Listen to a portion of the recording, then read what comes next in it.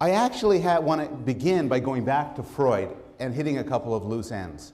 There was a point in my lecture on Wednesday where I skipped over some parts. I said, we don't have time for this, and I just whipped past it. And I couldn't sleep over the weekend, been tormented. I shouldn't have skipped that. And I want to bring, here, let me tell you why I skipped it. The discussion I skipped was a discussion of why we would have an unconscious at all. So I was talking about the scientifically respectable ideas of Freud, and I want to talk about some new ideas about why there could be an unconscious. Now, the reason why I skipped it is I'm not sure this is the best way to look at the question. As we will learn throughout the course, by far the vast majority of what our brains do, the vast majority of what our minds do, is unconscious, and we're unaware of it.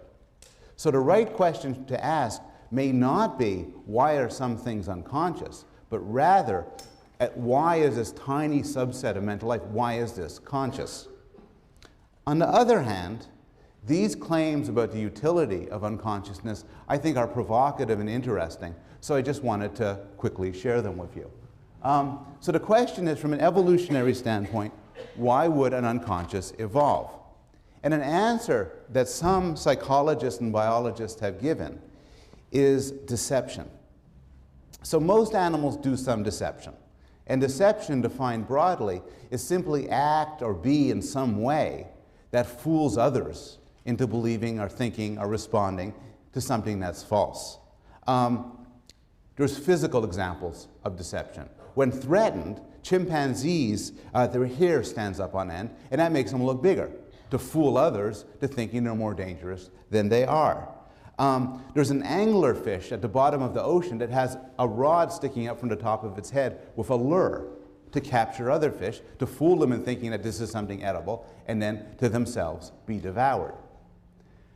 But humans, primates in general, but particularly humans, are masters at deception. We use our minds and our behaviors and our actions continually to try to trick people into believing what's not true. We try to trick people, for instance, into believing that we're tougher, smarter, sexier, more reliable, more trustworthy, and so on, than we really are. And a large part of social psychology concerns the way in which we present ourselves to other people so as to make the maximally positive impression, even when that impression isn't true. At the same time, though, we've also evolved very good lie detection mechanisms. So not only is there evolutionary pressure for me to lie to you, for me to persuade you, for instance, that if we're going to have if you're threatening me, don't threaten me. I am not the sort of man you could screw around with. But there's evolutionary pressure for you to look and say, no, you are the sort of man you could screw around with. I could tell. So how do you become a good liar? And here's where the unconscious comes in. The hypothesis is the best lies are lies we tell ourselves. You're a better liar, more generally, if you believe the lie that you're telling. This could be illustrated with a story about Alfred Hitchcock. The story goes he hated working with child actors, but he often had to. And the story goes he was dealing with a child actor who simply could not cry. And finally, frustrated, Hitchcock went to the actor, leaned over, whispered in his ear, "Your parents have left you and they're never coming back." The kid burst into tears. Hitchcock said, "Roll him," and filmed the kid. And the kid, if you were to see him, say, he really looks as if he's sad, because he was. If I had a competition where I give $100,000 to the person who looks the most as if they are in pain, it is a very good tactic to take a pen and jam it into your groin, because you will look extremely persuasively as if you are in pain. If I want to persuade you that I love you, would never leave you, you can trust me with everything, it may be a superb tactic for me to believe it. And so this account of the evolution of the unconscious is that certain motivations and goals, particularly sinister ones, are better made to be unconscious, because if a person doesn't know they have them, they will not give them away. And this is something I think we should return to later on when we talk about social interaction and social relationships. One other thing on Freud, just a story of the falsification of Freud. I was taking my younger child home from a play date on Sunday, and he asked me out of the blue, "Why can't you marry your mother or your father?" Now that's actually a difficult question to answer for a child, but I tried my best to give him an answer. And then I said, then I thought back on a Freud lecture. And so I asked him, if you could marry anybody you want, who would it be? Imagining he'd make explicit the Oedipal complex and may name his mother. Instead, he paused for a moment and said, I would marry a donkey and a big bag of peanuts.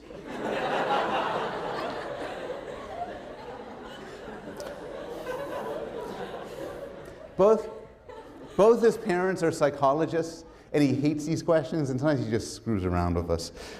Okay.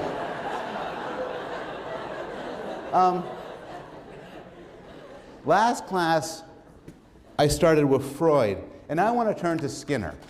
And the story of Skinner and science is somewhat different from the story of Freud. Freud developed and championed the theory of psychoanalysis by himself. It is as close as you could find in science to a solitary invention. Obviously, he drew upon all sorts of sources and predecessors, but psychoanalysis is identified as Freud's creation. Behaviorism is different. Behaviorism is a school of thought that was there long before Skinner, championed by psychologists like John Watson, for instance. Skinner came a bit late into this, but the reason why we've heard of Skinner and why Skinner's so well known is he packaged these notions. He expanded upon them, he publicized them, he developed them scientifically and presented them both to the scientific community and to the popular community. And sociologically, in the 1960s and 1970s in the United States, behaviorism was incredibly well known, and so was Skinner. He was the sort of person you would see on talk shows. His books were bestsellers. Now, at the core of behaviorism are three extremely radical and interesting views. The first is a strong emphasis on learning.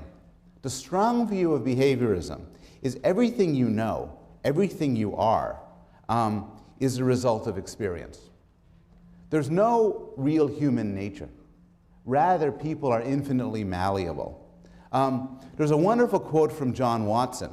And in this quote, John Watson is paraphrasing a famous boast by the Jesuits. The Jesuits used to claim, give me a child until the age of 7, and I'll show you the man. That they would take a child and turn him into anything they wanted. And Watson expanded on this boast. Give me a dozen healthy infants, well-formed in my own specified world to bring them up in, and I'll guarantee to take anyone at random and train them to become any type of specialist I might select. Doctor, lawyer, artist, merchant, chief, and yes, even beggarman and thief, regardless of his talents, penchants, tendencies, abilities, vocations, and race of his ancestors. Now, you could imagine, you could see in this a tremendous appeal to this view, because Watson is an extremely egalitarian view in a sense.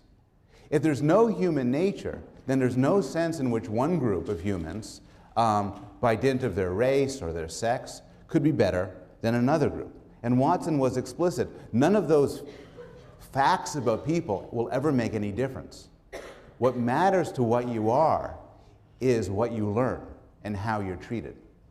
And so Watson claimed he could create anybody in any way simply by treating them in a certain fashion. A second aspect of behaviorism was anti-mentalism. And what I mean by this is the behaviorists were obsessed with the idea of doing science. And they felt, largely in reaction to Freud, that claims about internal mental states like desires, wishes, goals, emotions, and so on, are unscientific. these invisible, vague things, can never form the basis of a serious science. And so the behaviorist manifesto would then be to develop a science without anything that's unobservable, and instead use notions like stimulus and response and reinforcement and punishment and environment that refer to real world and tangible events. Finally, behaviorists believed there were no interesting differences across species. A behaviorist might admit that a human can do things that a rat or pigeon couldn't. But a behaviorist might just say, look, those are just general associative powers that differ. Or they may even deny it. They might say humans and rats aren't different at all. It's just humans tend to live in a richer environment than rats.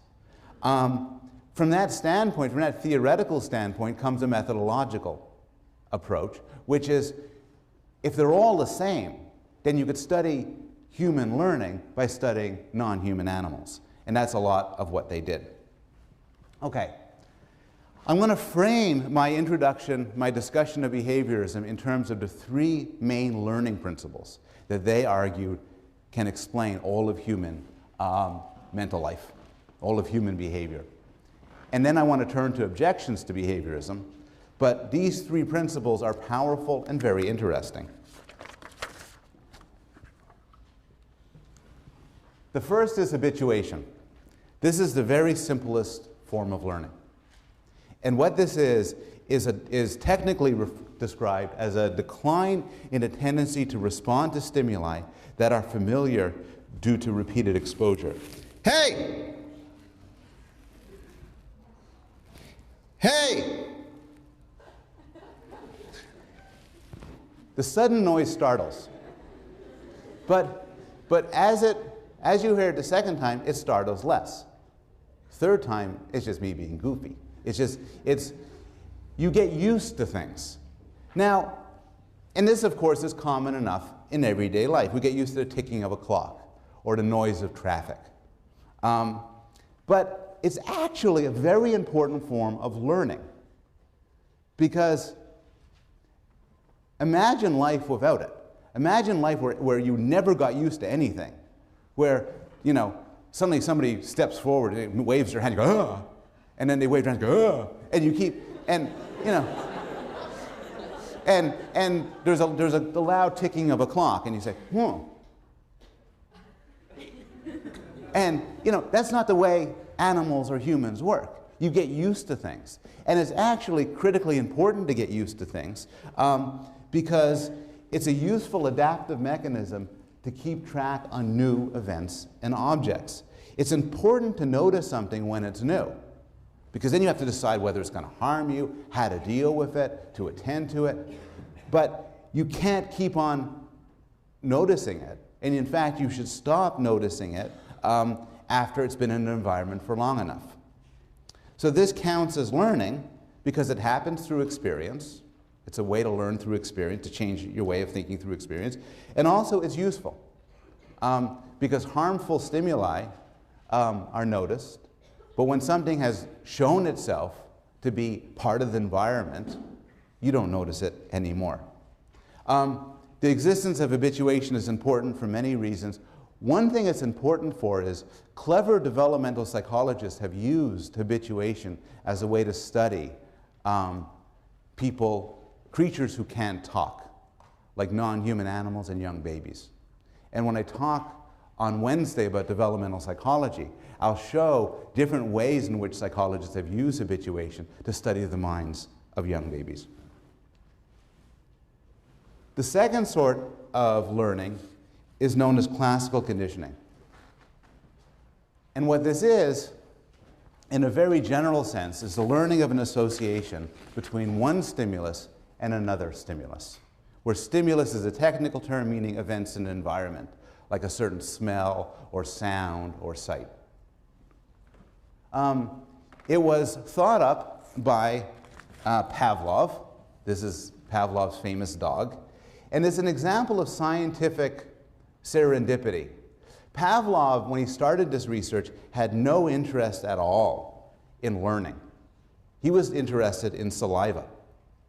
And to get saliva, he had to have dogs and he had to attach something to dogs so that their saliva would pour out so he could study saliva. No idea why he wanted to study saliva. But he then discovered something. What he would do is he'd put food powder in the dog's mouth to generate saliva. But Pavlov observed that when somebody entered the room who typically gave him the food powder, the dog the food powder, saliva would start to come out. And later on, if you right before or right during you give the dog some food, you ping a bell, the bell will cause the saliva to come forth. And in fact, this is the apparatus that he used for his research. He developed the theory of classical conditioning by making a distinction between two sorts of conditioning, two sorts of stimulus-response relationships. One is unconditioned. An unconditioned is when an unconditioned stimulus gives rise to an unconditioned response. And this is what you start off with. So if somebody pokes you with a stick and you say, ouch, because it hurts, the poking and the ouch is an unconditioned stimulus causing an unconditioned response. You didn't have to learn that. When Pavlov put food powder in the dog's mouth and saliva was generated, that's an unconditioned stimulus giving rise to an unconditioned response. But what happens through learning is that another association develops, that between the conditioned stimulus and the conditioned response. So when Pavlov, for instance, when Pavlov, for instance, started before conditioning, there was simply an unconditioned stimulus, the food in the mouth, and an unconditioned response, saliva. The bell was nothing. The bell was a neutral stimulus. But over and over again, if you put the bell and the food together, pretty soon the bell will generate saliva. And now the bell, when you start off with the unconditioned stimulus, unconditioned response, when the conditioned stimulus and the unconditioned stimulus are brought together over and over and over again, pretty soon the conditioned stimulus gives rise to the response. And now it's known as the conditioned stimulus giving rise to the conditioned response. This is discussed in detail in the textbook, but I'm going to give it, don't panic if you don't get it quite now. I'm going to give you further and further examples. So the idea here is repeated pairings of the unconditioned stimulus and the conditioned stimulus will give rise to the response. And there's a difference between reinforced trials and unreinforced trials. A reinforced trial is when the conditioned stimulus and the unconditioned stimulus go together. And to put it in a crude way, you're teaching the dog that the bell goes with the food. An unreinforced trial is when you get the food without the bell. You're not teaching the dog this. And in fact, once you teach an animal something, if you stop doing the teaching, the response goes away. And this is known as extinction. So here's a graph. If you get they really count the number of cubic centimeters of saliva. The dog is trained so that when the bell comes on, actually I misframed it, I'll try again. When the bell comes connected with food, there's a lot of saliva. An unreinforced response is when the bell goes on, but there's no food. So it's like, imagine you're the dog. So you get food in the mouth, bell, food, bell, food, and now bell. But next, you get bell, bell, bell. You give it up. You stop, this isn't working, you stop responding to the bell. A weird thing, which is discussed in the textbook, is if you wait a while, and then you try it again with the bell after a couple of hours, the saliva comes back. This is known as spontaneous recovery. So this all seems a very technical phenomena related to animals and the like.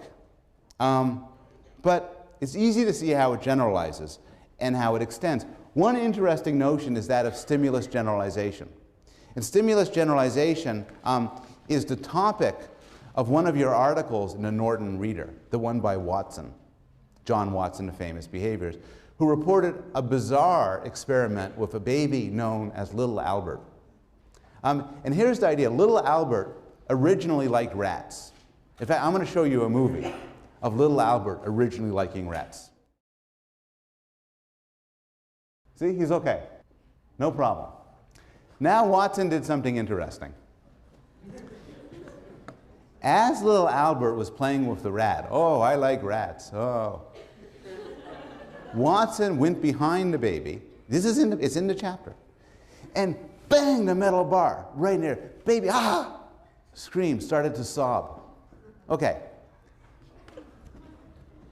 What's the unconditioned stimulus? Somebody. The loud noise, the bar, the bang.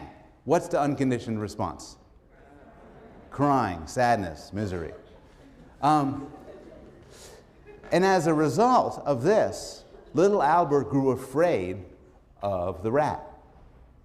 So there, what would be the conditioned stimulus? The rat. What would be the conditioned response? Fear. Excellent. Moreover, this fear extended to other things. So this is a very weird and unpersuasive clip.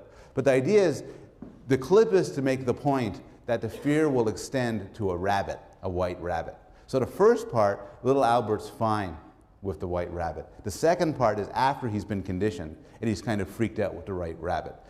The problem is in the second part, they're throwing the rabbit at him. But now he's okay.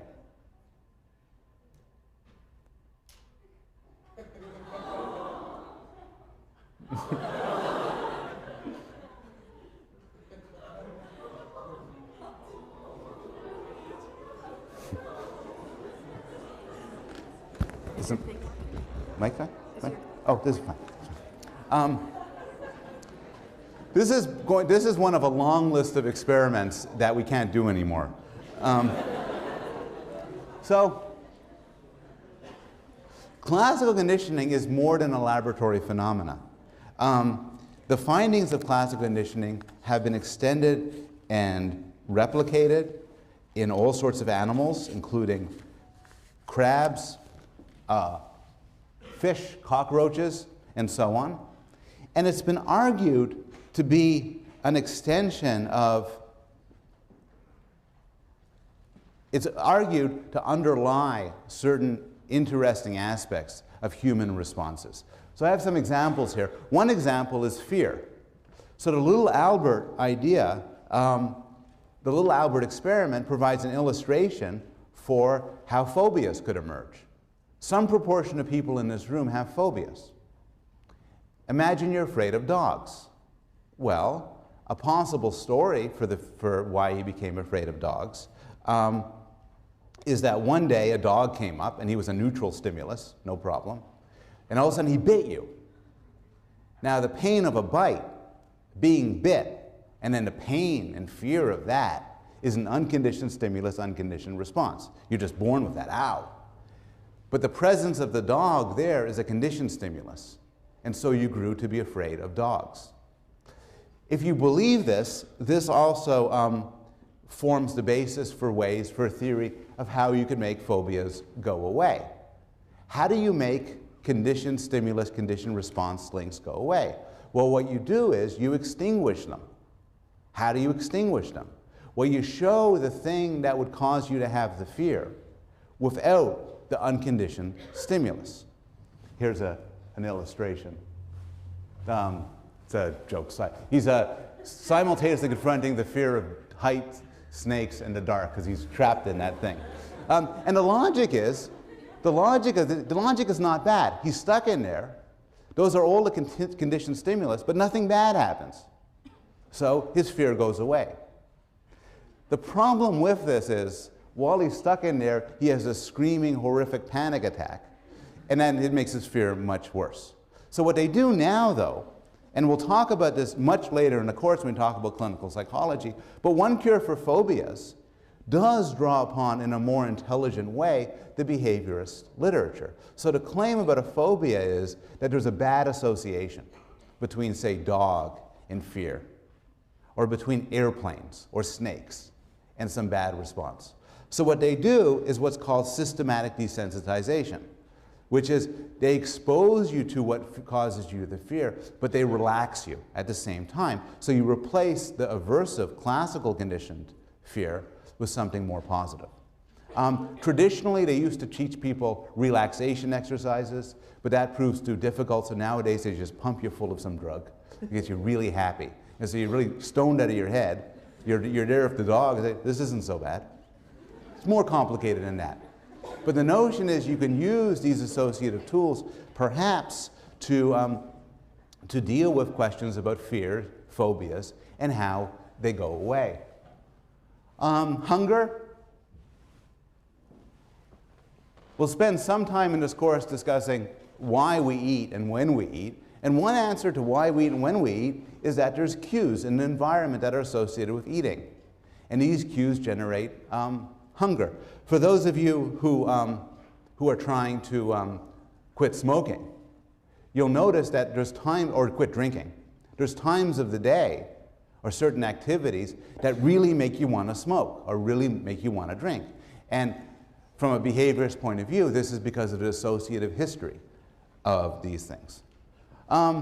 More speculatively, classical conditioning has been argued to be implicated in the formation of sexual desire, including fetishes.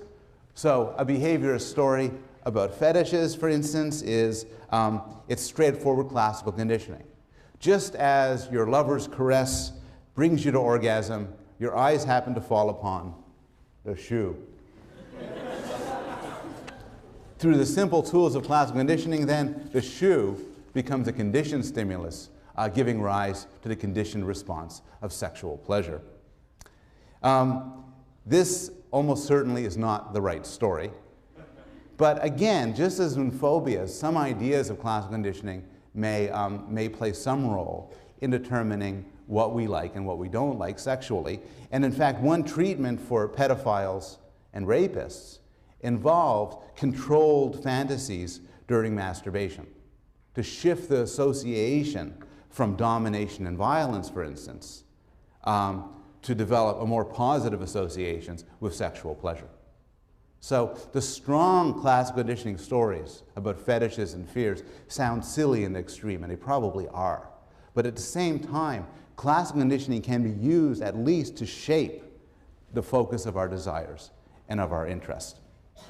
Final thought exercise. Oh yeah, okay, so what do we think about classical conditioning? We talked about what habituation is for. What's classical conditioning for? Well, a traditional view is it's not for anything. It's just association. So what happens is the UCS and the CS, the bell and the food, go together because they happen at the same time. And so classical conditioning should be the strongest when these two are simultaneous. And the response to one is the same as the response to the other. This is actually no longer the mainstream view. The mainstream view is now a little bit more interesting. It's that what happens in classical conditioning is preparation. What happens is you become sensitive to a cue that an event is about to happen, and that allows you to prepare for the event. This makes certain predictions. It predicts that the best timing is when the conditioned stimulus, which is the signal, comes before the unconditioned stimulus, which is what you have to prepare for. And it says the conditioned response may be different from the unconditioned response. So move away from food. Imagine a child who's being beaten by his father. And when his father raises his hand, he flinches. Well, that's classical conditioning. What happened in that case is he has learned that the raising of a hand is a signal that he is about to be hit. And so he responds to that signal. His flinch is not the same response that one would give if one's hit. If you're hit, you don't flinch. If you're hit, you might feel pain or bounce back or something. Flinching is preparation for being hit. And in general, the idea that what goes on in classical conditioning is that the response is sort of a preparation. The conditioned response is a preparation for the unconditioned stimulus. Classical conditioning shows up all over the place. As a final exercise in how to think about it, has anybody here seen the movie Clockwork Orange? A lot of you. It's kind of a shocking movie and unpleasant and very violent. But at its core, one of the main themes is right out of intro psych. It's classical conditioning. So our main character, who's a violent murderer and rapist, is brought in by some psychologists for some therapy. And the therapy he gets is classical conditioning. In particular, what happens is he's given a drug that makes him violently ill, extremely nauseous. And then his eyes are propped open and he's shown scenes of violence. As a result of this sort of conditioning, he then, when he experiences real-world violence, he responds with nausea and shock, basically training him to get away from these acts of violence. In this example, take a moment. Don't say it out loud, just take a moment. What's the unconditioned stimulus? Okay, anybody, what's the unconditioned stimulus? Somebody just say it. The drug. What's the unconditioned response? Nausea. What's the conditioned stimulus? Violence. What's the conditioned response? Perfect. The third and final type of learning is known as operant conditioning or instrumental conditioning. And this is the theory championed and developed most extensively by Skinner. What this is learning the relationships between what you do and how successful or unsuccessful they are. Learning what works and what doesn't. It's important this is very different from classical conditioning. And one way to see how this is different is, for classical conditioning, you don't do anything.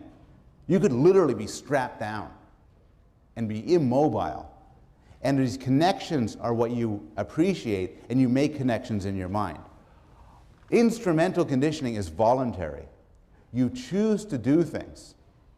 And by dint of your choices, some choices become more learned than others.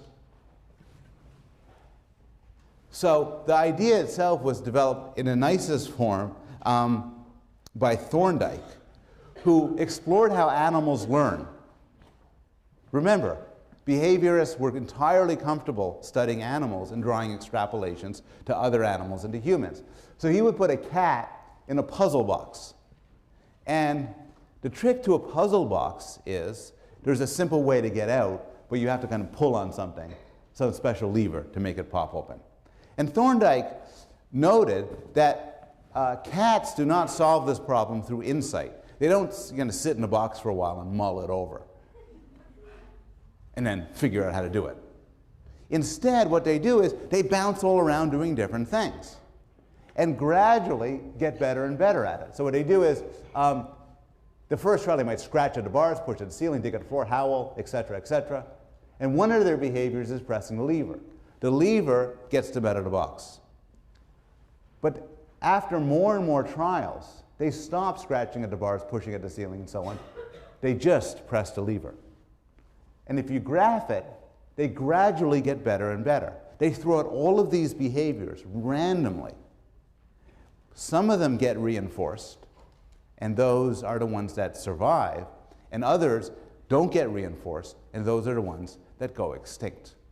And it might occur to some of you that this seems to be an analogy with the Darwinian theory of natural selection, where there's a random assortment of random mutations and sexual selections give rise to a host of organisms, some which survive and are fit, and others which aren't. And in fact, Skinner explicitly made the analogy from the natural selection of species to the natural selection of behavior.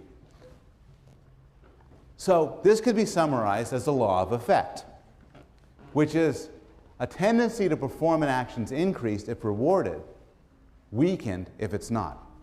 And Skinner extended this more generally. So to illustrate Skinnerian theory and operant conditioning, I'll give an example of training a pig. So here's the idea. You need to train a pig, and you need to do so through operant conditioning. So one thing you want to do is, the pig's going to do some things you like and some things you don't like. And so what you want to do, basically drawing upon the law of effect, is reinforce the pig for doing good things. Suppose you want the pig to walk forward. So you reinforce the pig for walking forward, and you punish the pig for walking backward. And if you do that, over the fullness of time, your reinforcement and punishment will give rise to a pig who walks forward. There's one technical distinction that people love to put on intro-psych exams, is that the difference between positive reinforcement and negative reinforcement. Reinforcement is something that makes the behavior increase. Negative reinforcement is very different from punishment. Negative reinforcement is just a type of reward. The difference is in positive reinforcement, you do something. In negative reinforcement, you take away something aversive. So imagine the pig has a heavy collar. And to reward the pig for walking forward, you might remove the heavy collar. So these are the basic techniques to train an animal. But it's kind of silly, because suppose you want your pig to dance. You don't just want your pig to walk forward, you want your pig to dance. Well, you can't adopt the policy of, I'm going to wait for this pig to dance, and when it does, I'm going to reinforce it, because it would take you a very long time. Similarly, if you're dealing with immature humans and you want your child to get you a beer, you can't just sit, wait for the kid to give you a beer, like ungrab the bottle, and say, excellent, good, hugs. You got to work your way to it. An act of working your way to it is known as shaping. So here is how to get a pig to dance. You wait for the pig to do something that's halfway close to dancing, like stumbling, and you reward it. Then it does something else that's even closer to dancing, and you reward it. And you keep rewarding it as it gets closer to closer. Here's how to get your child to bring you some beer. You say, Johnny, can you go to the kitchen and get me some beer? And he walks to the kitchen, and then he forgets why he's there. And you run up and say, you're such a good kid, congratulations, hugs. And then you get him to, and finally you get him to also open up the refrigerator and get the beer, open the beer, and in that way you can train creatures to do complicated things. Skinner had many examples of this. Skinner developed in World War II a pigeon-guided missile. It was never actually used, but it was a great idea. And people, in fact, the history of the military in the United States and other countries includes a lot of attempts to get animals like pigeons or dolphins to do interesting and deadly things through various training. More recreational, Skinner was fond of teaching animals to play ping pong. And again, you don't teach an animal to play ping pong by waiting for it to play ping pong and then rewarding it. Rather, you reward approximations to it. Now, basically, there are primary reinforcers. There are some things pigs naturally like. Food, for instance. There are some things pigs actually automatically don't like being hit or shocked. But in the real world, when dealing with humans, but even when dealing with animals, we don't actually always use primary reinforcers or negative reinforcers. What we often use are things like, for my dog, saying good dog. Now, saying good dog is not something the dog has been built, pre-wired to find pleasurable. But what happens is you can do a two-step process. You can make good dog positive through classical conditioning. You give the dog a treat and say good dog. Now, the phrase good dog will carry the rewarding quality, and you could use that rewarding quality in order to train it. And through this way, behaviorists have developed token economies where they get non-human animals to do interesting things for seemingly arbitrary rewards like poker chips. And in this way, you can increase the utility and ease of training. Finally, in the examples we're giving, whenever the pig does something you like, you reinforce it. But that's not how real life works. Real life, for both humans and animals, involve cases where the reinforcement doesn't happen all the time, but actually happens according to different schedules. And so there's a distinction between fixed schedules versus ratios, variable schedules, and ratio versus interval. And this is something you could print out to look at. I don't need to go over it in detail. The difference between ratio is a reward every certain number of times somebody does something. So if every 10th time your dog brought you the newspaper, you gave it hugs and treats, that's ratio. An interval is over a period of time. So if your dog gives you, if your dog, I don't know, dances for an hour straight, that would be an interval thing. And fixed versus variable speaks to whether you give a reward on a fixed schedule, like every 5th time, or variable, sometimes on the 3rd time, sometimes on the 7th time, and so on. And there are examples here, and I don't need to go over them. It's easy enough to think of examples in real life. So for example, a slot machine is variable ratio. It goes off after it's been hit a certain number of times. It doesn't matter how long it takes you to do it, it's the number of times you pull it down. But it's variable because it doesn't always go off in the 1000th time. You don't know, it's unpredictable. The slot machine is a good example of a phenomena known as the partial reinforcement effect. And this is kind of neat. It makes sense when you hear it, but it's a sort of finding that's been validated over and over again with animals and non-humans. Here's the idea. Suppose you want to train somebody to do something. And you want the training such that they'll keep on doing it even if you're not training them anymore, which is typically what you want. If you want that, the trick is don't reinforce it all the time. Behaviors last longer if they're reinforced intermittently, and this is known as the partial reinforcement effect. Thinking of this psychologically, it's as if whenever you put something in a slot machine, it gave you money. Then all of a sudden it stopped. You keep on doing it a few times, but then you say, fine, it doesn't work. But what if it gave you money 1 out of every 100 times? Now you keep on trying. And because the reinforcement is intermittent, you don't expect it as much. And so your behavior will persist across often a huge amount of time. I mean, here's a good example. What's the very worst thing to do when your kid cries to go into bed with you? And you don't want him to go into bed with you. Well, the worst thing to do is for any form of discipline with a kid is to say, no, absolutely not, no, no, no, no, no, okay. And then later on, the kid's going to say, I want to do it again. And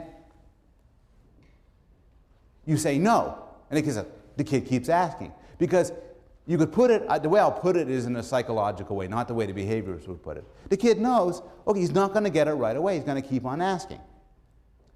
And so typically, what you're doing inadvertently in those situations is you're exploiting the partial reinforcement effect. If I want my kid to do something, I should say yes 1 out of every 10 times. Unfortunately, that's the evolution of nagging. Because you nag, you nag, you nag, person says, fine, okay, and that reinforces it. If Skinner kept the focus on rats and pigeons and dogs, he would not have the impact that he did. But he argued that you could extend all of these notions to humans and to human behavior. So for example, he argued that the prison system needs to be reformed. Because instead of focusing on notions of justice and retribution, what we should do is focus instead on questions of reinforcing good behaviors and punishing bad ones. He argued for the notions of operant conditioning to be extended to everyday life, and argued that people's lives would become fuller and more satisfying if they were controlled in a properly behaviorist way. Any questions about behaviorism?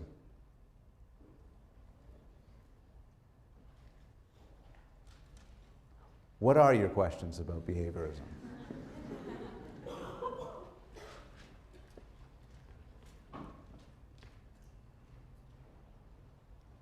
Yes? For the thing with the poker chips, wouldn't there be extinction after a while? Good question. The discussion was over using things like poker chips for reinforcement. And the point is exactly right. Since the connection of the poker chips is established through classical conditioning, sooner or later, by that logic, the poker chips would lose their power to serve as reinforcers. You'd have to sort of start it up again, retrain again. If you have a dog and you say good dog to reward the dog, by your logic, which is right, at some point you might as well give the dog a treat along with the good dog. Otherwise, good dog is not going to cut it anymore.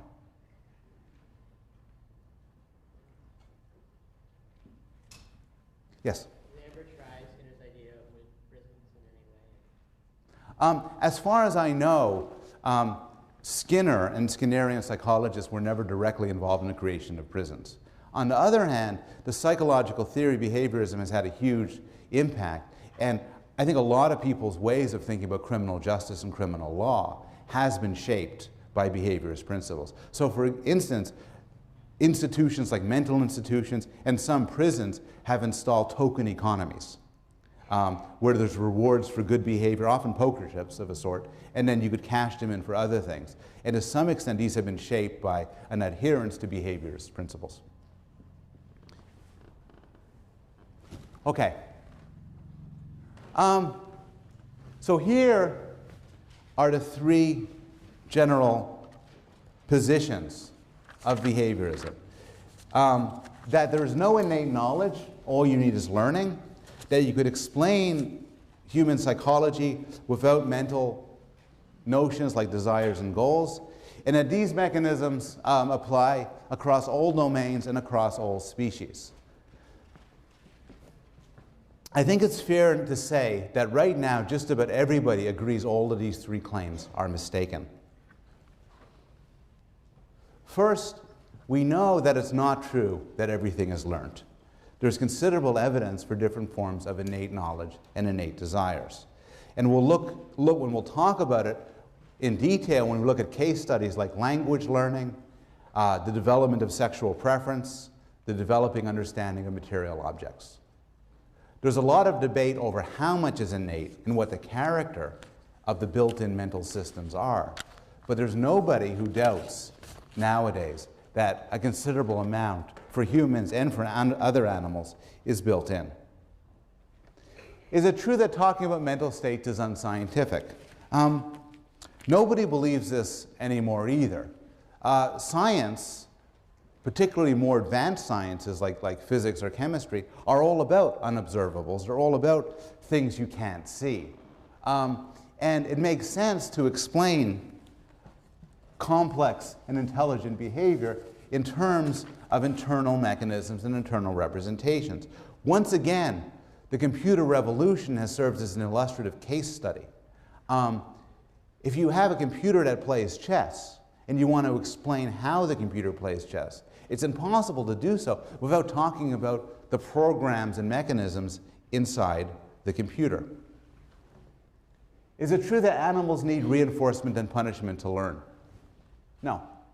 And there's several demonstrations at the time of Skinner suggesting that they don't. This is from a classic study by Tolman, where rats were taught to run a maze. And what they found was the rats did fine. They learned to run a maze faster and faster when they're regularly rewarded.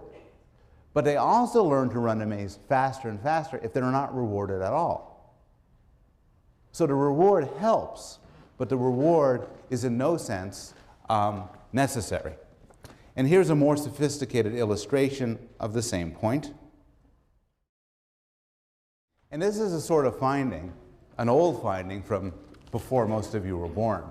That was a huge embarrassment for the Skinnerian theory, as it suggests that rats, in fact, had mental maps, an internal mechanism that he used to understand the world, entirely contrary to the behaviorist idea everything could be explained in terms of reinforcement and punishment.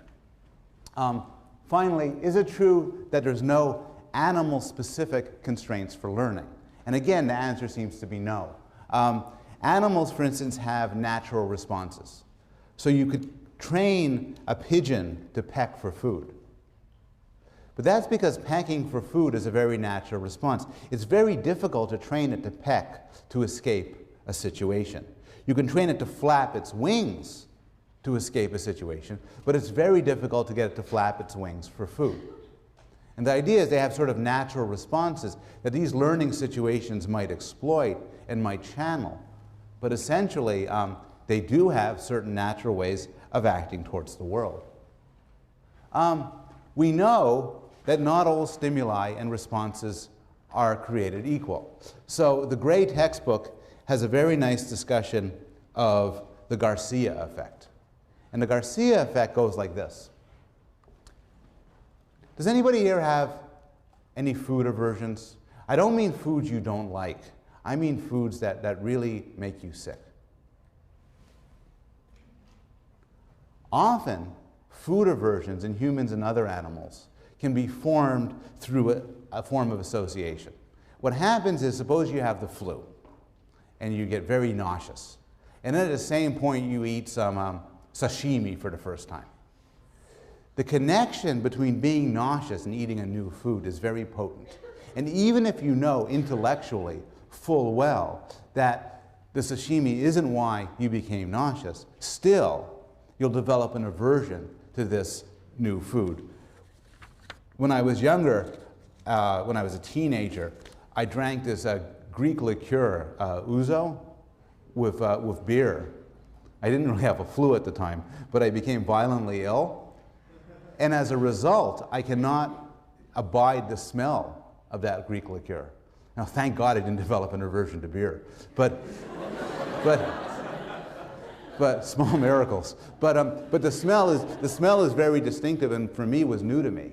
And so through the Garcia effect, I developed a strong aversion. What's interesting, though, is the aversion is special. So if you take an animal and you give it a new food, and then you give it a drug to make it nauseous, it will avoid that food. But if you take an animal and you give it a new food, and then you shock it very painfully, it won't avoid the new food. And the idea is that a connection between what something tastes and getting sick is natural. We are hardwired to say, look, if I'm going to eat a new food and I'm going to get nauseous, I'm going to avoid that food. The Garcia effect is that this is special to taste and nausea. It doesn't extend more generally. Finally, I talked about phobias, and I'll return to phobias later on in this course. But the claim that people have formed their phobias through classical conditioning is almost always wrong. Instead, it turns out that there are certain phobias that were specially evolved to have. So both humans and chimpanzees, for instance, are particularly prone to develop fears of snakes. And when we talk about the emotions later on in the course, we'll talk about this in more detail. But what seems likely is the sort of phobias you're likely to have does not have much to do with your personal history, but rather it has a lot to do with your evolutionary history. Finally, the other reading you're going to do for this section of the course is Chomsky's classic article, his review of verbal behavior. Chomsky is one of the most prominent intellectuals alive. He's still a professor at MIT, still publishes on language and thought, among other matters. And the excerpt you're going to read is from his review of verbal behavior. And this is one of the most influential intellectual documents ever written in psychology, because it took the entire discipline of behaviorism, and more than everything else, more than any other event, could be said to have destroyed it, or ended it as a dominant intellectual endeavor. And Chomsky's argument is complicated and interesting, but the main sort of argument he had to make goes like this.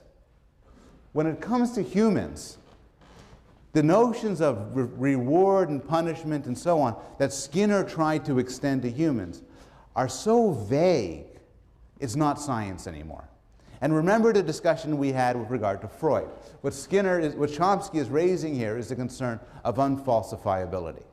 So here's a sort of example he would discuss. Skinner, in his book Verbal Behavior, talks about the question of why do we do things like talk to ourselves, imitate sounds, create art, give bad news to an enemy, fantasize about pleasant situations. And Skinner says that they all involve reinforcement. Those are all reinforced behaviors. But Skinner doesn't literally mean that when we talk to ourselves, somebody gives us food pellets. He doesn't literally mean even that when we talk to ourselves, somebody pats us on the head and says, "Good man, perfect, I'm very proud." What he means, for instance, in this case is, well, talking to yourself is self-reinforcing. Or giving bad news to an enemy is reinforcing because it makes your enemy feel bad. Well, Chomsky says the problem is, it's not that that's wrong. That's all true. It's just so vague as to be useless. Skinner isn't saying anything more. To say giving bad news to an enemy is reinforcing because it makes the enemy feel bad doesn't say anything different from giving bad news to an enemy feels good because we like to give bad news to an enemy. It's just putting in more scientific terms. More generally, Chomsky suggests that the law of effect, when applied to humans, is either trivially true, trivially or uninterestingly true, or scientifically robust and obviously false. So if you want to expand the notion of reward or reinforcement to anything, then it's true. So why did you come, those of you who are not freshmen, all of you, why did you come to Yale for a second semester? Well, I repeated my action because the first semester was rewarding. Okay, what do you mean by that? Well, you don't literally mean that somebody rewarded you, like gave you pellets and stuff. What you mean is you chose to come here for the second semester. And there's nothing wrong with saying that, but we shouldn't confuse it with science. And more generally, the problem is you can talk about what other people do in terms of reinforcement and punishment and operant conditioning and classical conditioning. But in order to do so, you have to use terms like punishment and reward and reinforcement in such a vague way that in the end, you're not saying anything scientific. So behaviorism as a dominant intellectual field has faded. But it still leaves behind an important legacy. And it still stands as one of the major contributions of 20th century psychology. For one thing, it has given us a richer understanding of certain learning mechanisms, particularly with regard to non-humans. Mechanisms like habituation, classical conditioning, and operant conditioning are real. They can be scientifically studied, and they play an important role in the lives of animals, and probably an important role in human lives as well. They just don't explain everything. Finally, and this is something I'm going to return to on Wednesday, actually, behaviorists have provided powerful techniques for training, particularly for nonverbal creatures. So this extends to animal trainers, but it also extends to people who want to teach young children and babies, and also who want to help populations like the severely autistic or the severely retarded. Many of these behaviorist techniques have proven to be quite useful. And in that regard, as well as in other regards, it stands as an important contribution.